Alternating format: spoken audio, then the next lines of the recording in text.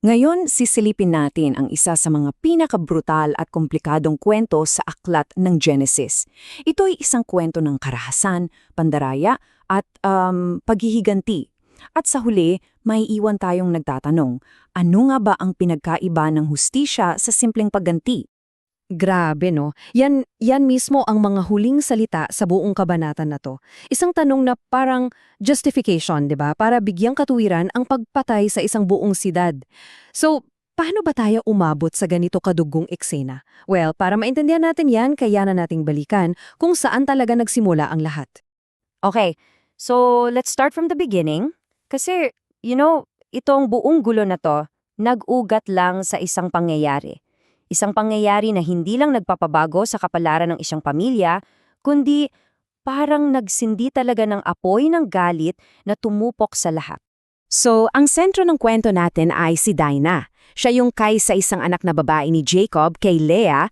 Isang araw, lumabas siya para bisitahin yung mga kababaihan sa lugar na yon. Pero doon nangyari ang hindi inaasahan.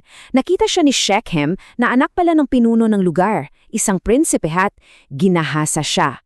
Isang karumal-dumal na krimen na syempre nagdulot ng matinding kahiyan hindi lang para kay Dinah kundi para sa buong pamilya niya.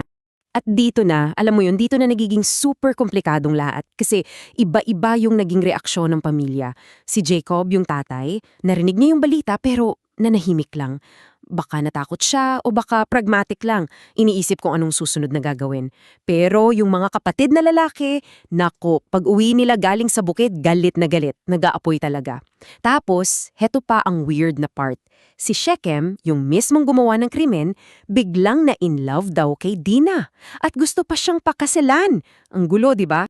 So, sa ganitong sitwasyon, ano bang ini-expect mo? Away, di ba? Dugo sa dugo. Pero hindi. Ang sumunod na nangyari talagang di mo aakalain.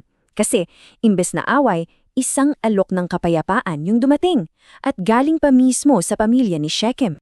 At hindi to basta-bastang alok ha. Ang offer nila, sige, pakakasalan ni Shechem si Dinah. Tapos, magsama na lang tayo, maging isang bayan. Pwede tayong mag-asawahan sa isa't isa, pamilya nyo pwedeng manirahan dito, makipagkalakalan. At yung bride price, sabi nila, kahit magkano pa yan, kahit gaano kalaki, ibibigay namin. Parang napakagandang offer, di ba? Parang imposible ng tanggihan. Pero, may kapalit to. Isang kapalit na hindi nila nakita na darat. Okay, so pumayag yung mga kapatid ni Dinah. Sige, sabi nila. Pero, merong silang isang kondisyon.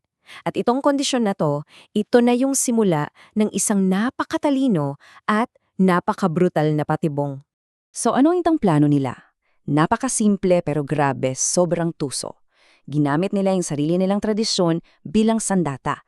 Sabi nila, okay, para maging isang bayan tayo, lahat ng lalaki sa inyo kailangang magpatuli, tulad namin. Sa unang tingin, parang makatuwiran, di ba? Para maging magkakaisa. Pero ang totoo, ito yung patibong. Alam nila na pagkatapos ng tuli, sa loob ng ilang araw, lahat ng lalaki ay magiging sobrang hina, masakit ang katawan, at walang kalaban-laban. Pero teka muna, bakit naman papayab ang isang buong syudad sa ganito kasakit na kondisyon? Well, simple lang pala ang sagot. Kasakiman. Ito mismo yung sinabi ni Hamor at Shechem para makonvince yung mga tao nila. Sabi nila, isipin nyo, pag naging isa na tayo, lahat ng hayop nila, lahat ng ari-arian nila, magiging atin din. So yun, nabulag sila sa pangako ng yaman. 3 araw. Isipin mo yun, 3 araw silang naghintay. Sa loob ng 3 araw na yun, lahat ng lalaki sa siyudad ng Shechem ay nagdurusa sa sakit, naglalagnat, at sa 3 araw, yung pinakamasakit na araw para sa kanila, yung araw na halos hindi na sila makatayo. Yun ang pinili ng magkakapatid. Dumating na ang oras ng kanilang paghihigante. At dito na isinagawa ang plano. Sa ilalim ng gabi, habang ang buong siyudad ay mahina at walang kamalay-malay, sinimula na ng magkakapatid ang kaniyang madugong paghihigante. Sina Simeon at Levi, yung mga tunay na kapatid ni Dinah, sila ang nanguna. Pumasok sila sa siyudad at walang awa, pinatay nila ang bawat isang lalaki, kasama na si Hamor at si Shechem. Pagkatapos, kinuha nila si Dinah mula sa bahay ni Shechem. At tapos na ba? Hindi pa. Yung iba pa nilang kapatid, sumunod. Pero hindi para sa karangalan. Sumunod sila para mandambong.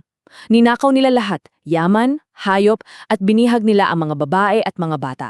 Okay, so nalaman na ni Jacob ang nangyari at syempre hinarap niya ang mga anak niya. At dito na natin makikita yung huling pagtatalo, yung banggaan ng takot ng isang ama at yung puot ng mga kapatid. Tingnan ninyo yung dalawang panig. Si Jacob, ang concern niya, ano bang ginawa ninyo, nagdala kayo ng gulo? Dahil dito, kamumuhian tayo ng lahat ng tao dito, malilipol tayo. So para sa kanya, ito ay tungkol sa survival, sa kaligtasan ng buong pamilya. Pero para sa mga kapatid, simple lang ang sagot nila. Ang pananaw nila ay tungkol sa karangalan. Ang ginawa nila ay hindi krimen, kundi pagtatanggol sa kapatid nilang dinungisan. So, sa huli, yan ang tanong na iniiwan sa atin. Sa isang kwento na ganito, kung saan parang walang malinaw na bida o kontrabida, lahat may kasalanan, saan mo iguguhit yung linya? Kailan nagiging paghihigante ang hustisya? At ang paghihigante ba ay hustisya pa rin? O isa lang itong cycle ng karahasan na walang katapusan? Yan ang tanong na hanggang ngayon pinag-iisipan pa rin mula sa sinaunang kwento ni Dina.